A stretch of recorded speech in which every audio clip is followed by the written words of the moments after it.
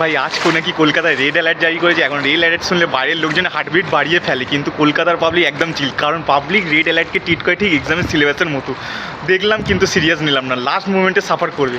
হাওয়া অফিস বলছে ভারী বৃষ্টি এই এলাকায় একদম লাল সতর্কতা, সরকার বলছে সাবধানে থাকুন। আর কলকাতাবাসী বলছে ভাই এটা জাস্ট টুইস্টে চিল মারো। অন্য শহরে বৃষ্টি হলে লোকে ছাতা খোঁজে, কলকাতায় বৃষ্টি হলে লোকে প্রথমে চেক করে আছে লেভেল কি, অ্যাঙ্কেল সিল নাকি সোজা টাইটানিক সিন। ভাই আমাদের নিজস্ব মিনিং আছে, ইউনিট আছে, গোড়ালি হাঁটু কোমর বুক, এটা আইএমডিকেও ফেল করিয়ে দেবে। বৃষ্টির কোনো ঠিক নাই, কখন আসবে কতক্ষণ থাকবে, আর আমার চাকরিরও কোনো ঠিক নেই কবে আসবে, আদেও আসবে কি না।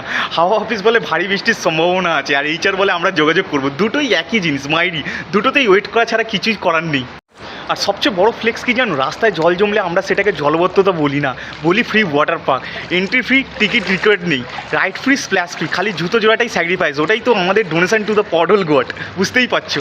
আর ভাই এই বৃষ্টিতে কোথাও যাওয়া মানে হচ্ছে ডাইরেক্ট অলিম্পিক ইভেন্ট, নাম হচ্ছে ডস the porthole, save the phone, survive the ভাই।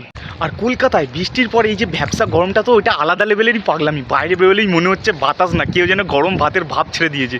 2 মিনিট হামলাম, কপাল দিয়ে ঘাম, পিঠ দিয়ে ঘাম, মুখ দিয়ে ঘাম, মনে হচ্ছে শরীরের ভেতর জমালে ট্যাঙ্কটা কেউ খুলে দিয়েছে যেন। আর চুলটা বাড়ি থেকে বেরোনোর আগে আয়নার সামনে ওয়াও, আজকে তো হেয়ারস্টাইল জমে গেছে। বাইরে 5 মিনিট পর চুল বলছে ভাই আমি আর পাচ্ছি না। যে ছেলে সকালে জেল দিয়ে চুল সেট করেছে, দুপুরে তার চুল দেখে মনে হবে জীবনে কোনোদিনও সে চিরুনিও দেখেনি। তো কমেন্ট করে বলো তোমরা আজকে স্ট্যাটাস কি, বৃষ্টিতে আটকে নাকি বেকারত্বে আটকে, নাকি দুটোতেই ডাবল আটকে। সবচেয়ে রিলেটেবল কমেন্টটা পিন করবো।